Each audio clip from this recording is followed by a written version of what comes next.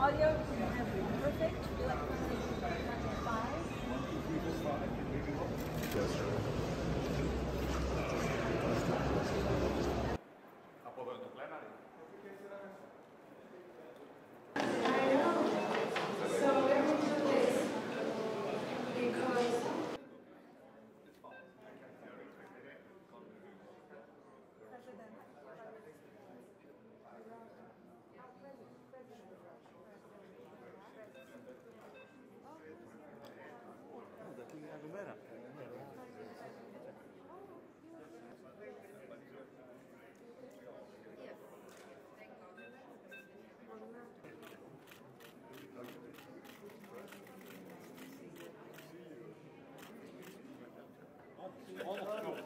It's a bilateral, and me, I'm just an addition.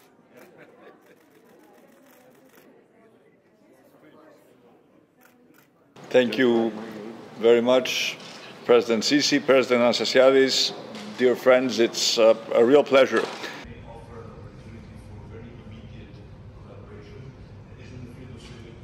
United Nations to draw some lines along these. I'm fine.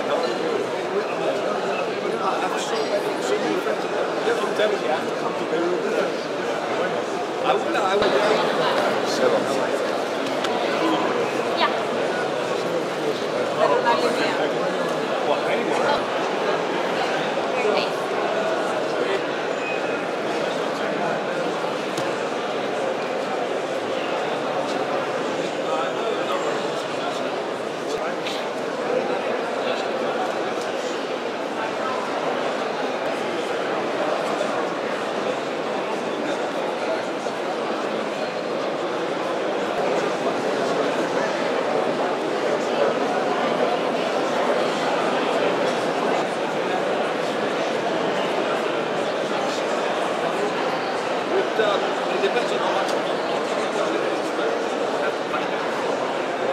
You are the moderator. Excellent.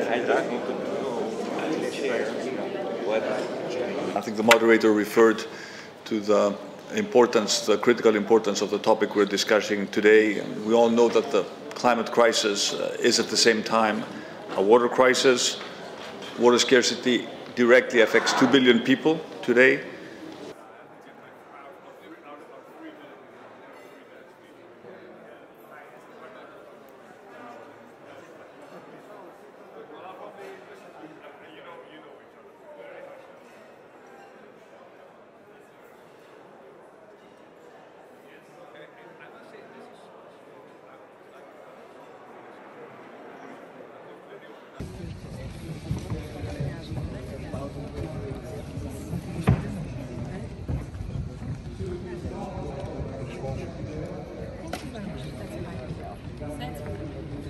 Thank you very much.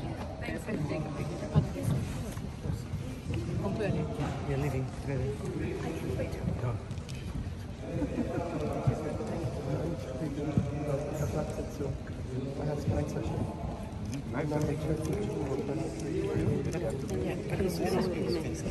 thank you. Same back, huh? Could I take photo? I do it. Okay. Give me your...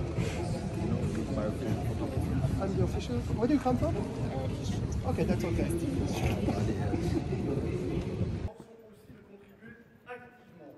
À la décarbonisation de l'industrie mondiale en créant des partenariats effectifs, tangibles, pour une transition inclusive.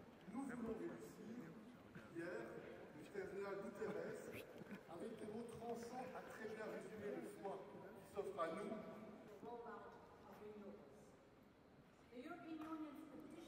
Thank you, Chair. Excellencies, dear colleagues, ladies and gentlemen, we meet today here in Sharm el-Sheikh during an acute energy crisis sparked by Russia's unprovoked war on Ukraine.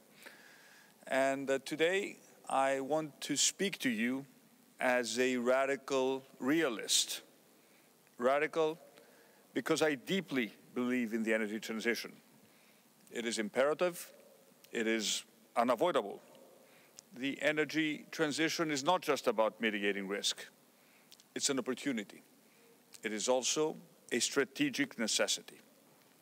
Low-carbon energy means energy security. This much is clear. No one can shut down our wind or our sun energy.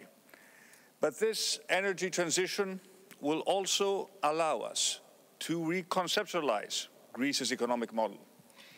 For decades, we have been a net energy importer. Our trade balance and our competitiveness have suffered. This is changing. Our future competitiveness will be grounded on abundant wind and solar resources. Greece is already a leader in renewable energy.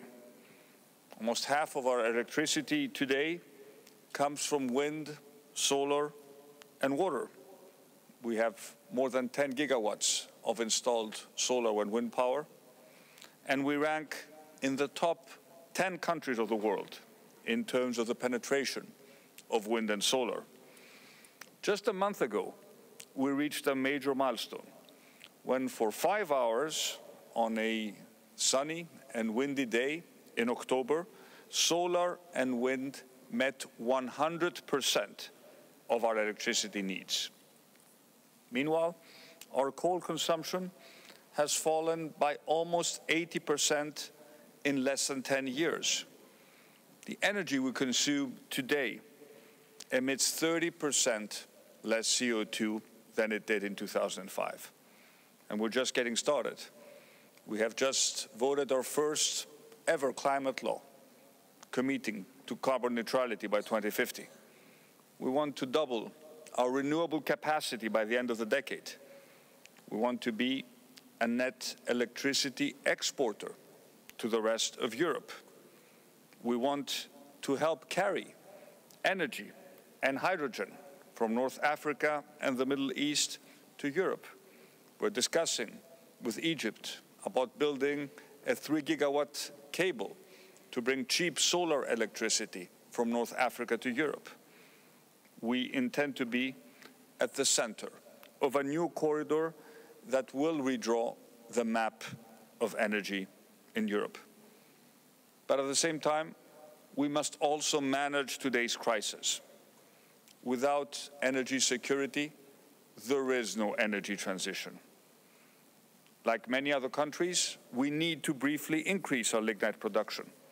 At the same time, we need to import more LNG, and we are investing in our gas infrastructure in order to enhance our energy security as well as that of our neighbors. And at the same time, we need to keep supporting our citizens in order to tackle the adverse consequences of a profound cost of living crisis. Personally, I see no tension between safeguarding the present and investing in the future. Our people will not support us otherwise.